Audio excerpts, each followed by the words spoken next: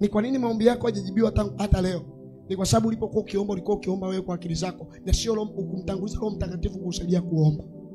Maombi ya watu wengi sana ambao wameishi na wamekuwa wakiyaomba kwa wakati wote, wamekuwa wakiomba kwenye mwili na sio rohoni, na wanapoomba hawamruhusu Roho Mtakatifu kuomba. Kama unashangaa kuna yote uko unapiga. Kila wakati umebaki kwenye mazingira yale yale, umebaki kwenye uwepo ule ule, umebaki kwenye hali ile ile. Yeye ni kiongozi. Anapokuongoza ni rahisi sana kuyafikia mafanikio. Ni rahisi sana kufikia ndoto zako ambazo umekuwa ukiziomba Mungu azifanye kwenye maisha yako.